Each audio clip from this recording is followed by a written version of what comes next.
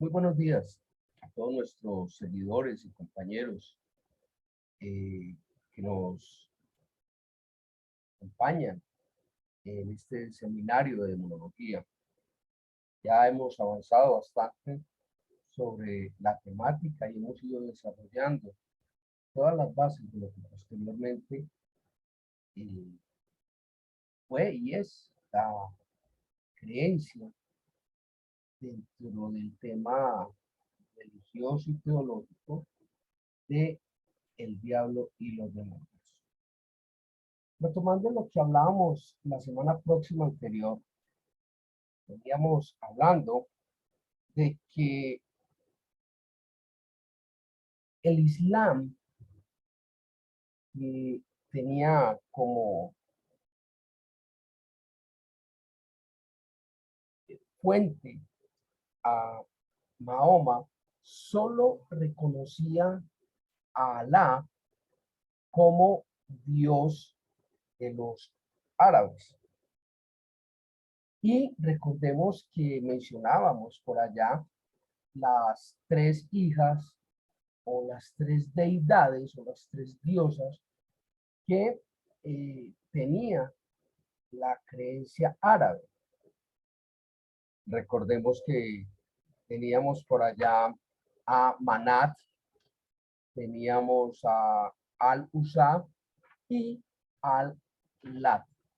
Y que estas tres deidades eran entendidas como las intercesoras ante Alá de los seres humanos. Es decir, eran el puente entre el Dios y los seres humanos. Concepto este muy arraigado hasta hoy en día en la religión católica romana, entre otros. ¿Sí? Entonces, algo que los islámicos no podían tomar ni aceptar era la presencia de otros dioses frente a un Dios único. Y en esto el Islam era bastante similar al cristianismo. Somos monoteístas y que consideramos que no hay otros dioses. Y en algunas ramas de este cristianismo, en algunas secciones, se establece que nadie más, salvo Jesucristo, puede interceder por nosotros ante Dios, el Padre Celestial. Entonces, esto llevó a la formación de unos criterios muy particulares dentro del Islam y que, como les digo, coincidían de una manera muy taxativa con los elementos del cristianismo. Cuando entramos a evaluar esa demonización de los dioses árabes, es decir, de las tres hijas de Alá, esto empieza a perder fuerza por un evento muy particular que generó un musulmán, un hombre de apellido Khalid ibn al-Walid. Este personaje, que era musulmán, fue a donde estaban las tres palmeras. Recuerdan que en nuestra charla pasada vimos que en el templo de adoración de la diosa Manat, una de las hijas de Alá, y que representaba o identificaba el destino y la muerte, recuerdan que hablamos de ello, en su templo se tenían tres palmeras para representar las tres deidades y que allí era donde se rendía culto a través de un sacerdote, una sacerdotisa, que eran los que coordinaban todo esto. Este personaje, Khalid ibn al-Walid, lo que hizo fue, con una espada, empezar a cortar y a destruir las tres palmeras. Y cuando iba a cortar la tercera, la última que quedaba en pie, Dice la leyenda que apareció de la nada un demonio de carácter femenino. Habla pues el escrito de una mujer negra de pelo muy enredado, de pelo muy, eh, ¿cómo llamarlo? Enmarañado, y que a través del rechinar de sus dientes desafió a este personaje Jalib, y que justo en ese momento aparece de allí del templo un sacerdote para evitar precisamente la destrucción de las tres palmeras. Y lo que establece el texto es que este personaje, Jalib Ibn, lo que hizo fue con la espada, antes de acabar de destruir la espada, asesinó al sacerdote y a esta diableza que se había aparecido allí para evitar que Jalib destruyera el templo. Y de aquí sale algo que iba a marcar el tema de la demonología a futuro. Y es el hecho de que un demonio o una diableza o una diabla eran asesinables. Es decir, de aquí surge el planteamiento de que podemos asesinar a un demonio. Y esto va a marcar pues un tema bien interesante que retomaremos más adelante cuando sea el momento. Es muy importante y por eso iniciamos hablando de la similitud del cristiano, el islam y la adversidad que se había generado con el árabe por varios elementos. Y aquí es donde el cristianismo empieza a perder, si se puede llamar de alguna manera, ese norte que se supone que debería de tener muy claro. Y es que eh, hacia el siglo segundo de la era cristiana, un filósofo llamado Celso tiene allí en sus escritos una crítica abierta al cristianismo, cuyo título es Veraz, de veracidad, de veraz con los cristianos. Allí en este texto, este filósofo Celso establece que los cristianos son muy particulares, por lo menos los de esa época. ¿Por qué? Porque no aceptaban otros dioses. Y no los aceptaban, pues porque si vamos al texto bíblico, allí en Deuteronomio 20 y en Éxodo 20 y en Deuteronomio 5, Éxodo 20, Deuteronomio 5, encontramos los 10 mandamientos de la ley de Dios, el decálogo. Y no es, ese es el primer mandamiento de la Iglesia Católica, pero no es el primer mandamiento de la Biblia. No es amarás a tu Dios sobre todas las cosas, ese no es el primer mandamiento. Les remito, pues vayan allí a Éxodo 20, Deuteronomio 5, donde claramente el primer mandamiento empieza diciendo: yo soy Jehová tu Dios que te sacó de tierra de esclavitud. No te harás otros dioses delante de mí, etcétera, etcétera. Y la crítica que hacía Celso frente a los cristianos era que, si bien era verdad, era cierto que ellos rechazaban otras deidades, tenían una muletilla teológica, y aparece allí en ese momento la figura de los ángeles. Entonces, estos ángeles, cuando venían como intercesores entre Dios y el hombre, o entre el hombre y Dios, y tenían un nombre que fuera griego, como Apolo, como Hermes, los cristianos lo rechazaban de punto. Decían: no, eso no es. Pero cuando los mismos cristianos veían la misma figura de un origen bárbaro, o en términos generales, no griego, cuando el cristiano veía esto, con nombres que fueran bárbaros o nombres que fueran no griegos, los aceptaban abiertamente, como era el tema de Miguel, Gabriel, todos estos temas eh, que no eran griegos, que no obedecían a ese rechazo del planteamiento griego, los cristianos lo aceptaban tranquilamente, no tiene problema.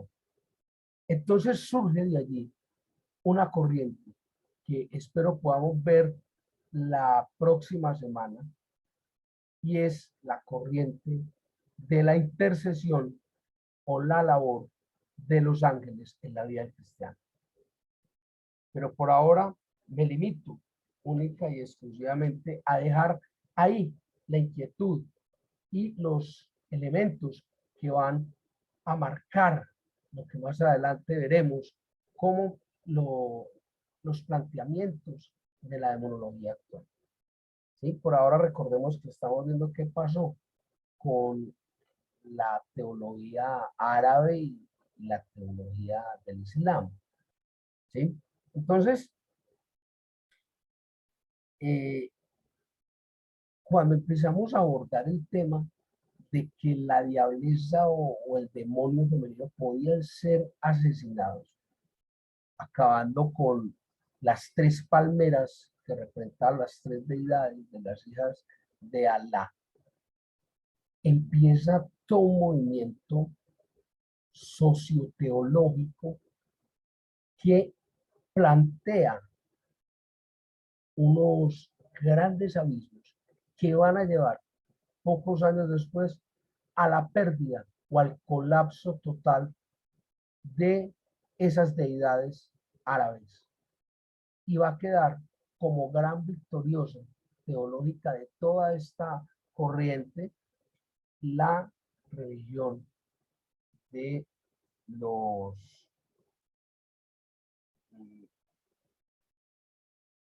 musulmanes. Y esto es una cosa tremenda, porque el Islam hoy en día es una de las religiones más poderosas de todo el mundo.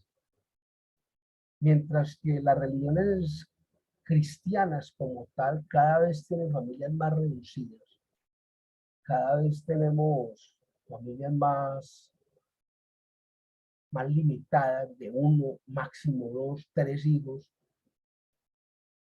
Los islámicos que tienen cuatro o cinco mujeres cada vez tienen más y más hijos. Y eso tiene un objetivo muy claro, y es que entre más hijos haya, más hijos hombres, más fácil se va a extender el Islam por todo el mundo. Y es un punto bien interesante. Pero bueno, no estamos en eso ahora. Entonces, lo que ocurre con todo este proceso es que se empieza a generar una corriente o un elemento, un condimento adicional a toda esta teoría del Islam, del cristianismo y de los árabes. Y es que si bien es cierto y está escrito tanto en el Corán, en la Biblia, etcétera, etcétera, que Dios y los ángeles no tienen sexo definido. O sea, no hay forma de decir un Dios hombre y una diosa mujer, o un ángel hombre y un ángel mujer. Ha prevalecido desde esta serie de conflictos que Dios y los ángeles son masculinos. Y esto viene arraigado desde el Islam por una razón muy simple. Porque considerar que un ángel o una deidad inferior tuviera un sexo femenino era considerado una gran afrenta desde la fe para ese personaje. Y en todos los escritos de todas las épocas, de todas las religiones, de todas las doctrinas, se ha presentado a Dios bajo el sexo masculino. Y esto tiene que ver con esa jerarquía sexista que ha marcado la cultura y los principios teológicos de lo que es asimilado como divino. Esto quizás tenga que ver, es una simple conjetura de mi parte, con la caída en el Edén. Que si nosotros revisamos toda la teoría, todos los textos del Islam, encontramos que tienen algo muy parecido a lo que fueron Adán y Eva, y que Eva fue la que cayó en ese pecado, en esa condición. Y por eso considerar que uno de los dioses o uno de sus colaboradores era de sexo femenino, era menospreciar la obra, el poder y la capacidad de esos dioses. Entonces, miren cómo desde la teología árabe esto no importaba. Miren cómo en el evento de la destrucción de las tres palmeras lo que se aparece no es un demonio, no aparece el diablo o un diablo, como lo quieran ver, sino que aparece es una diableza, un demonio femenino, una diabla, a impedir la destrucción del templo. Y este señor del que hablábamos ahora, lo que hace es asesinar a esta entidad maligna con cuerpo, cara y condición de mujer. Todo esto está mezclado porque todo esto es lo que culturalmente nos está quedando o nos quedó a todos como elemento adicional de la doctrina de fe. Esto es lo que marca de alguna manera todo este proceso de lo que hoy en día tenemos como demonio, como diablo, y que marca radical y tangencialmente todo este proceso. Entonces, con todos estos principios que ya eran suficientes para tener diferencia, resulta que los árabes tenían un elemento que los apartaba drásticamente de la creencia del Islam y que los mismos islámicos compartían con los cristianos. Y era el hecho de, primero, la suerte, por llamarlo de alguna manera, o el final de que si no habíamos obrado y actuado de una manera racional conforme a los principios de Dios, entonces íbamos a parar a un infierno o a una condenación permanente por ese acto de desobediencia. En especial, si teníamos otros dioses. O sea, si de alguna manera nos habíamos vuelto politeístas. Y esto es grave. Esto es muy grave. ¿Por qué? Porque ese va a ser el jarrón de Llorente bajo el cual se va a terminar de destruir completamente ese elemento de la creencia árabe y va a dejar como gran triunfadora teológica la religión del Islam. Entonces ellos se negaban no solo a creer en el juicio final, sino más aún se negaban a creer que producto de ese juicio sus seres queridos, sus seres amados, incluso ellos mismos, pudieran ser condenados al infierno o al eterno lago de fuego. Esos elementos lo que generan era un tremendo miedo, un tremendo temor de que su Dios no tuviera esa misericordia para librarnos de ese infierno, aun cuando ellos hubieran sido los progenitores del fallo de ese mismo juicio al que fueron sometidos. Esto es muy importante, muy, muy importante. ¿Por qué? Porque el árabe como tal tenía la certeza de que si Alá los iba a regañar o los iba a condenar o los iba a enjuiciar, ahí estaban las tres diosas. Ellas van a intervenir por nosotros, ellas van a interceder por nosotros. Y allí una de las grandes diferencias, uno de los grandes elementos que hay entre la religión católica del cristianismo y la religión protestante del mismo cristianismo. El cristiano no acepta desde ningún punto de vista otro intercesor, otro intermediario entre Dios y el hombre, sino Jesucristo. El católico acepta miles de intercesores entre Dios y el hombre, empezando por la Virgen María, los ángeles, los santos y los otros hermanos como intercesores. Lo cual, a la luz de los principios bíblicos, cualquiera que sea la edición, católica o cristiana o protestante, establecen claramente que no hay otro intercesor entre Dios y el hombre sino Jesucristo. Pero ese es un tema que ya habíamos martillado en algún momento y que pues viene de alguna manera sustentado por esta historia que era importante traer a colación. Cuando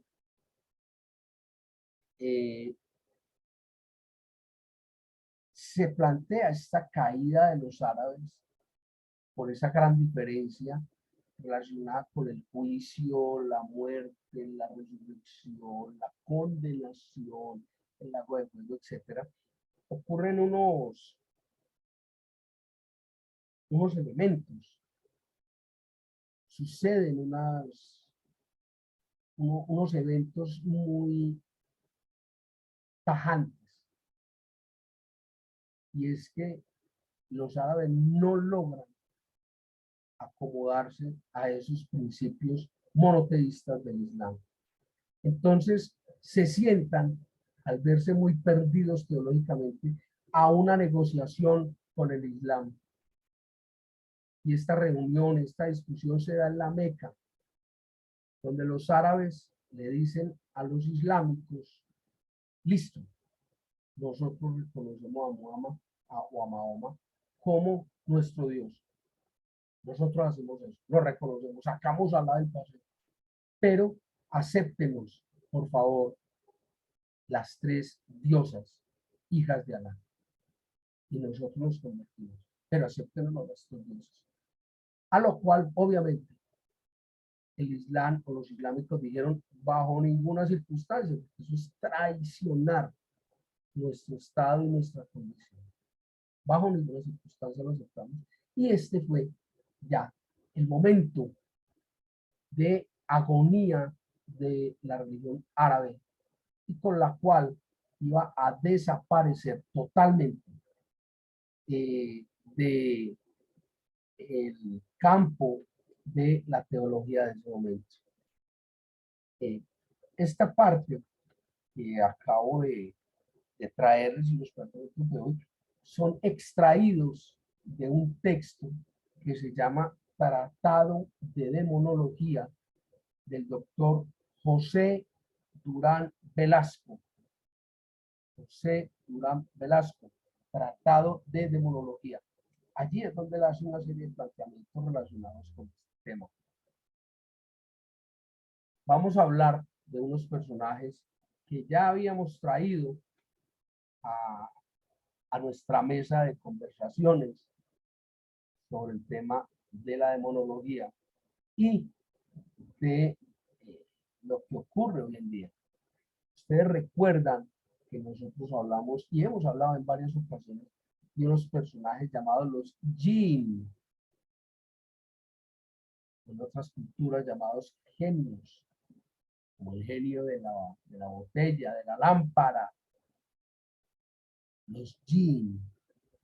Resulta que esos jinn, y aquí en esta última parte de la intervención de hoy, va a quedar abierta una tremenda puerta para entender la demonología como la concebimos hoy en día. Estos jinn, habíamos dicho que eran unos personajes intermedios entre los dioses y los hombres. Ojo, personajes intermedios, no intercesores. Es decir, tenían un rango inferior y unos poderes muy limitados en comparación con los de los dioses, pero un rango superior de alguna manera y poderes sobrenaturales por encima de los seres humanos. Y resulta que estos jinn tenían unas condiciones muy particulares, muy especiales, muy especiales. ¿Por qué? Porque llevaban exactamente la misma vida de los seres humanos. Tenían sexo, hombre, mujer, se reproducían, comían, bebían, tenían reuniones, etcétera, etcétera, etcétera. Pero había una particularidad, y es que estos jinn eran invisibles al ojo humano. Y fuera de eso, eran polimórficos, podían tomar y adoptar cualquier forma para hacerse notar o hacerse ver, bien fuera forma de otra persona, bien fuera forma de un animal, bien fuera forma de una planta, bien fuera forma de un elemento inerte, una piedra, una roca, un lugar. Y esto va a marcar tremendamente lo que manejamos como demonología hoy en día. Entonces, estos jinn incidían, o como lo diría el autor José Durán, podían poseer a los seres humanos y los podían poseer para bien o para mal. Estos jinn, cuando poseían para bien a un ser humano, entonces potenciaban sus habilidades, fueran artísticas, fueran sociales, fueran de alguna naturaleza. Lo que hacían estos jinn positivos o buenos, cuando poseían a un ser humano, era multiplicar sus capacidades.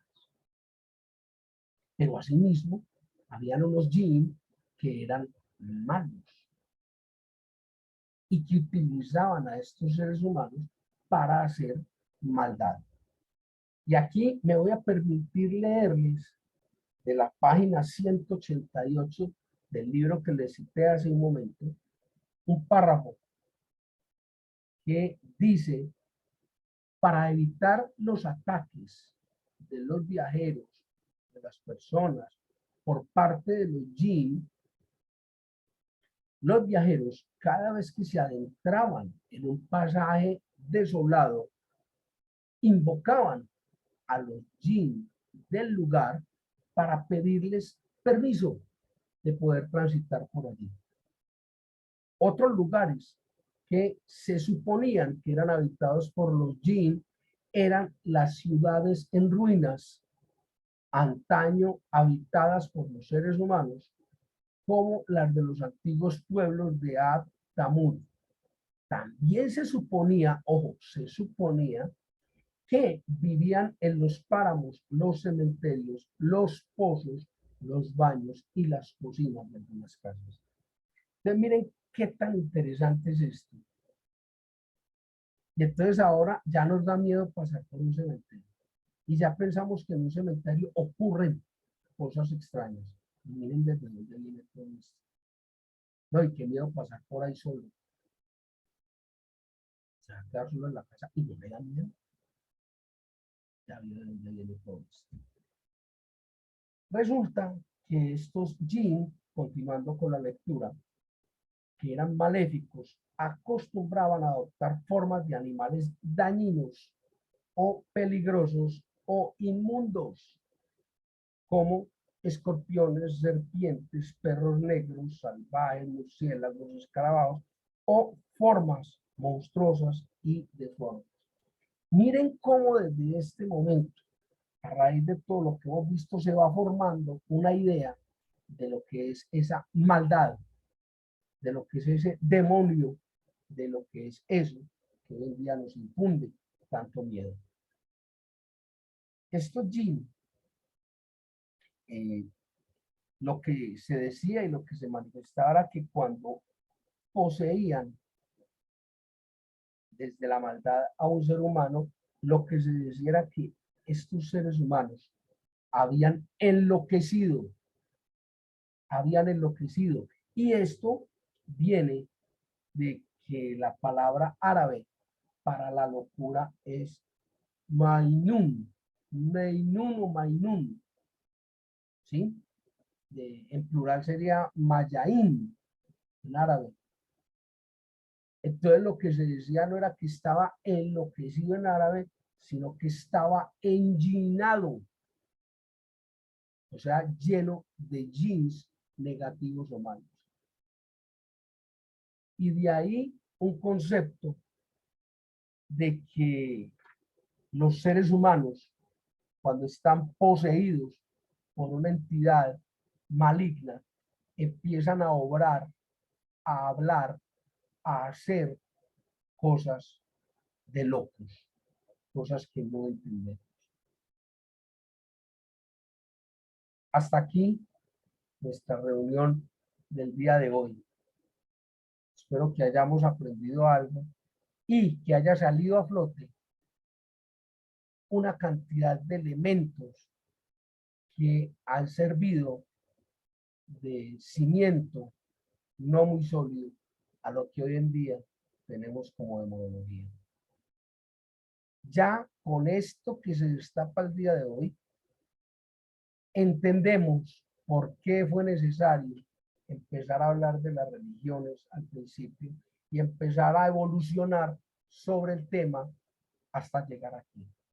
Porque aquí se cambia, muy probablemente, todos esos conceptos que de pronto nos habían inculcado, nos habían metido en la cabeza y que poco o nada tendrían que ver con una realidad racional y sensata. No con eso estoy diciendo que la maldad o el demonio no existe. Sí existe. El tema es cómo existe y qué papel juega en nuestra vida. La próxima semana, con la ayuda del Altísimo, de Jehová, nuestro Dios, seguiremos estudiando la demonología desde una óptica un poco más sensata. El Señor les guarde, que tengan un buen fin de semana. Hasta pronto.